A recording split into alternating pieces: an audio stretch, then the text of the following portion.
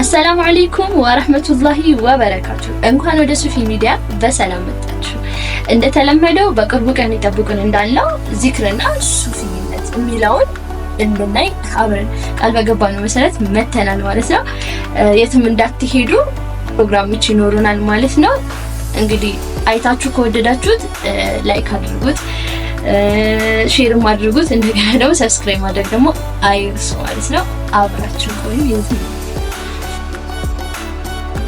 ነው ወይ ለሚለው ጥያቄ ይሄ በጣም ከባድ ነገር ነው ማለት አብዛኞቻችን ጋር ያለው አስተሳሰብ በጣም ከባድ የሆነ ነው። የመጣው ከእናቱ ጋር ሲወጣ አንድ ሰው ክፋት ነበር ሀራዋ ነፍስ ቀስ በቀስ እየሞተች ትመጣለች። በዚህም ኻሊቁን እያራቀ ወደ መክሉቅ ወደማይሆን ነገር ልቡ ከሰይደል ኸልቅ አለይሂ ሰላቱ ሰላም የተፈቀደ ነው።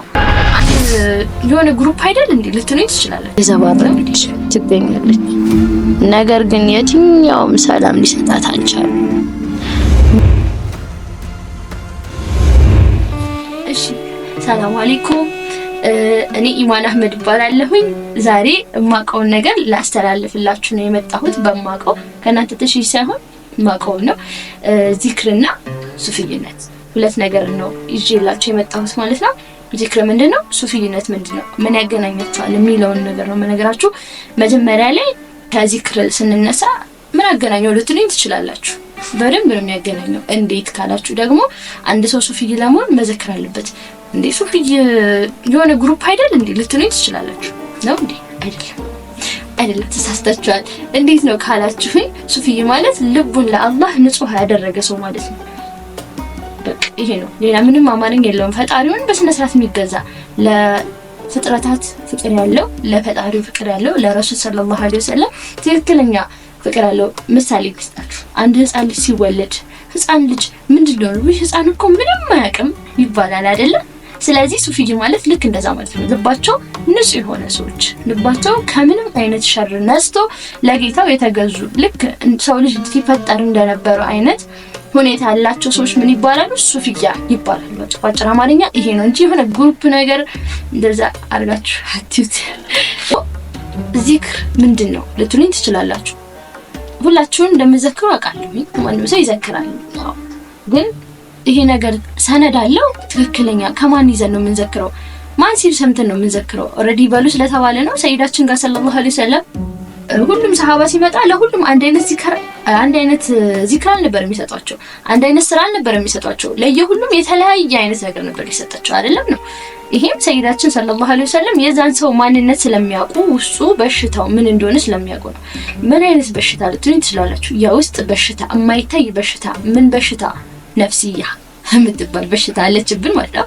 ስለዚህ ይሄን ነፍስያችንን በአሁን ዘመን ታዲያ ማን ጋር ሄጄ ነው ይሄንን የነፍስዬን በሽታ አውቆ እንደ ነብይ ሊሰጠኝ የሚችለው ልትሉኝ ትችላላችሁ። ሰለላሁ ዐለይሂ ወሰለም አህለል ቤቶች ናቸው። አህለል ቤቶች ጋር ነው ይሄ መድኃኒት ያለው። አህለል ቤት ሲባል በአህለል ቤቶች ሁሉንም እናከብራለን። ግን ኢጥራ የሆኑት ኢጥራ ማለት የተመረጡ ማለት ሰነድ ያላቸው ከሰይዳችን ሰለላሁ ዐለይሂ ወሰለም ጋር በሩህም በጀሰድም ቁርኝነት ያላቸው ኢጥራቱ አሊ በይት ነቢ አለይሂ ሰላቱ ሰላም ይባላሉ። እነዚህ ሰዎች ደግሞ በምንድን ነው የምንገናኘው ማለት ነው? በዚክር ነው፣ በአህድ በመጋባት ነው ማለት ነው። ከነዛ ሰዎች ጋር አህድ ስንጋባ ዚክር ይሰጡናል። ያ ዚክር መእዙን ነው ከረሱል ሰለላሁ ዐለይሂ ወሰለም። ይሄን ዚክር እናንተ ከየት አመጣችሁት ብትሏቸው እገሌሻህ ከእንደዚህ ተብሎ በሰይድና አሊ ረዲየላሁ ዐንሁ አለይሂ ሰላም ወርዶ ከዛ በኋላ ላይ ነው ወደ ሰይዳችን የሚሄደው ሰለላሁ ዐለይሂ ወሰለም። ሰነድ አለው ማለት ነው። ከሰይዳችን ይዘው ሰለላሁ ዐለይሂ ወሰለም ነው ይዘውልን የመጡት። ስለዚህ ሰነድ አለው ማለት ይሄ ነው። ኦሬዲ የተነስቼ 1000 ዚክር ዘክራለሁ። ከዛሬ ሳምንት በኋላ እንደውም ልጠፋበት ይችላል። እንጠፋበታለን፣ ምንም ለውጥ አይኖረንም ማለት ነው። ስለዚህ ሰነድ ያለው ዚክር እንይዛለን። ሰነድ ያለው ዚክር የምንይዘው ከበሽታችን ለመላቀቅ ነው፣ ለሌላ ነገር አይደለም። ብንሰግድም ችግር ነው፣ አንሰግድም ችግር ነው። በዚህ ዘመን ብንሰግድም ሰላታችን ሩህ የለውም እና ደግሞ የማይሰግዱትን ሰዎች ደግሞ መናቅ ይመጣል። እሱ እኮ እኔ ሰግዳለሁ እሱ ደግሞ ምን ስለሆነ ነው? ይሄ ሁሉ ችግር በቃ የሰው ልጅ መገዳደል፣ የሰው ልጅ መጠላላት፣ ሁሉ ነገር ይሄ ሁሉ የመጣው ከእናቱ ሆድ ሲወጣ አንድ ሰው ክፋት ነበረው ማለት ስለዚህ ክፋት ከየት ነው ያመጣነው ከተባለ እዚሁ ነው ያመጣነው። እዚሁ ራሳችንን ያበላሸ ነው። አንድ የሰው ልጅ ሲፈጠር ንጹህ ወረቀት ነው አይደል? በማንኛውም ሃይማኖት ብንሄድ ማንኛውም ሰው ልጅ የተባለ ሰው ሲፈጠር ምን ነበረ? ንጹህ ነበር። ስለዚህ ራሳችን በራሳችን እየተቀየርን ነው። ስለዚህ እየተቀየርን ያመጣነው ቆሻሻችንን በምንድነው? አላህን በመዘከር። ይሄ ዚክር ደግሞ ሰነዱ ቆሻሻችንን በሽታችንን ውስጣችንን ያለው ሊያቅልን የሚችለው ምንድነው? ሻህ ነው። ይሄ ሻህ ምን አይነት ሻህ ነው? አህለል በይት የሆኑ ናቸው። ድጋሚ ኢጥራ የሆኑ ናቸው። ሰነዳቸው በደምም ድጋሚ በሩህም ከረሱል ሰለላሁ ዐለይሂ ወሰለም የተያዙ ናቸው ማለት ነው። ስለዚህ እኛ ይሄንን ሁሉ ኪብር፣ ዑጅብ፣ በራስ መገረምን እኔ እኮ ከኔ በላይ ማን አለ ማለት ነው። ሁሉም ትንሽ ነው እኔ ትልቅ ነኝ ማለት ነው። እኔማ ዛሬ እነዚህ የመሳሰሉትን ከዚህ ተነስቶ ነው አንድ ሰው የሚገለው፣ ሰውን የሚያጠፋው፣ ሰውን የሚበድለው።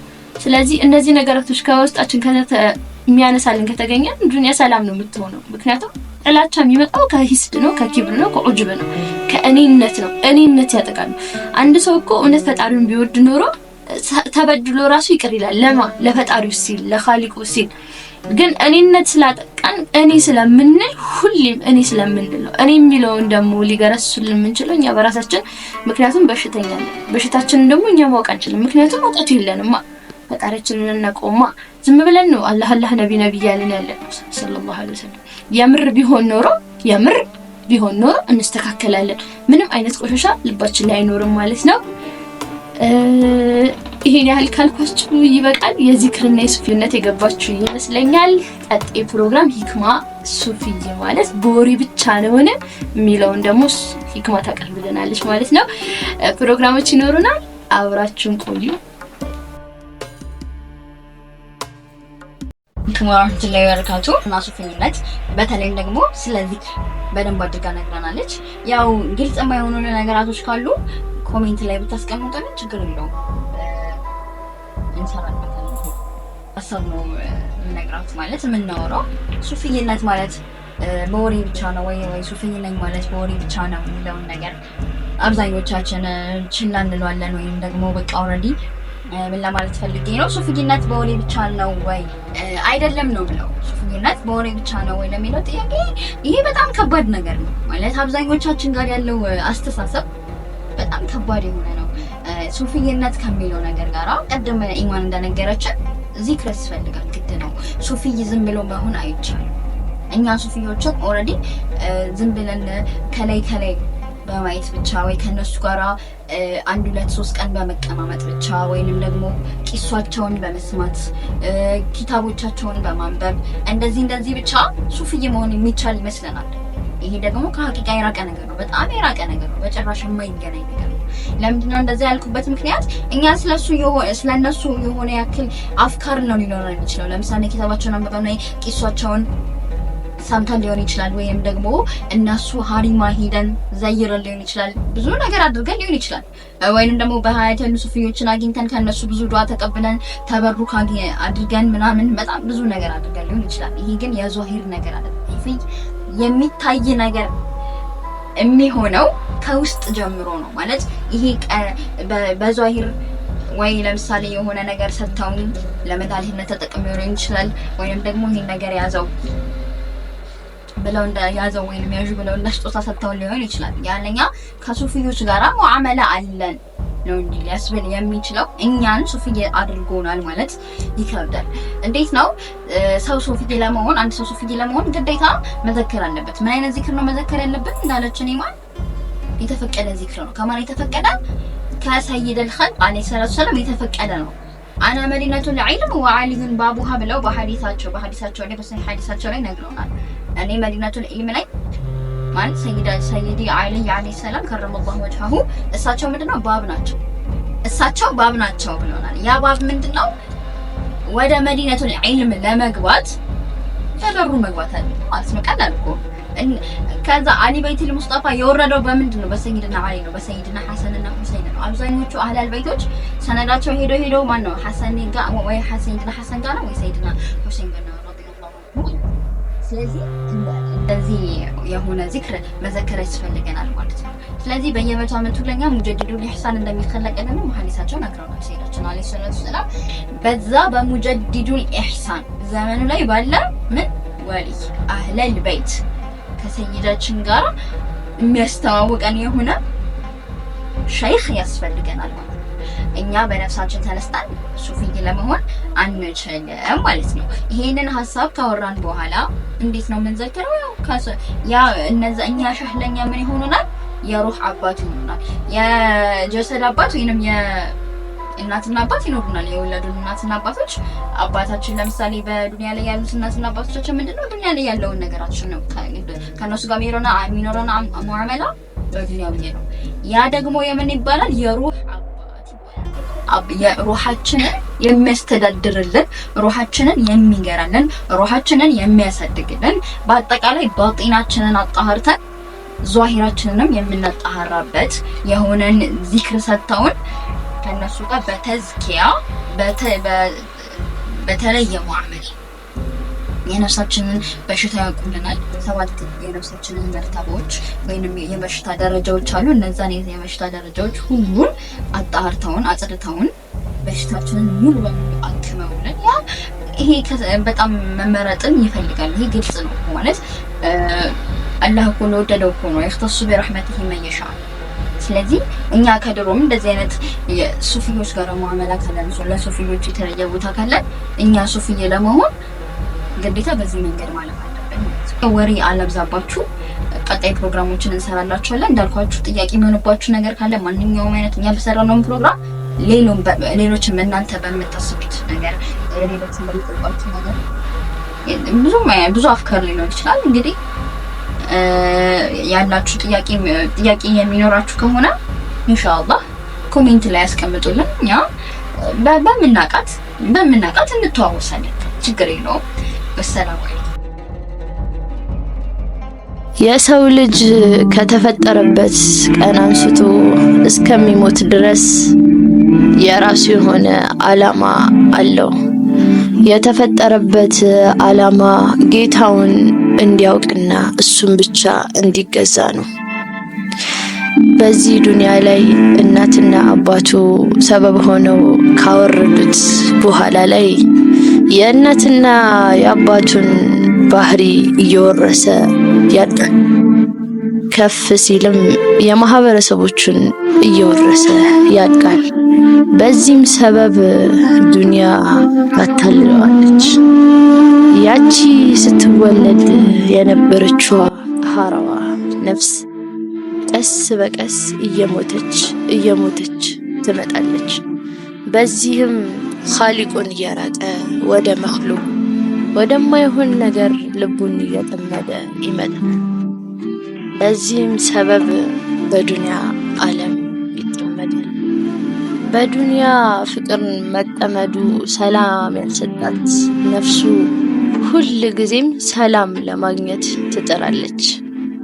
ነገር ግን ሰላሟ ያለው ከጌታዋ ጋር የነበረችበትን ዓለም ረስታ በማይሆን ዓለም ተጠምዳለች። ስለማታውቀው ዓለም እየዘባረቀች ትገኛለች። ነገር ግን የትኛውም ሰላም ሊሰጣት አልቻለም። ምንም ብታደርግ፣ ምንም ብትለፋ፣ ዱንያ ብታገኝ፣ ልጅ ብትወልድ፣ ምንም ብትሆን ሰላሟ ሁሌም የተቃወሰ ነው። ሐቂቃ ማንነቷን እስከምታውቅ ድረስ ሁሌም ሰላም አይኖራትም። በዚህም ሰበብ ለብዙ ነገር ይዳረጋል። ለብዙም በሽታም ትጋለጣለች። ማንነቷን ረስታ ወደማይሆን ዓለም ትገባለች። ደስታ ይሰጠኛል ብላ የምታረገው ነገር በሙሉ ደስታዋን ጭራሽ እየነፈጓት እንጂ እየሰጧት አልተገኘም።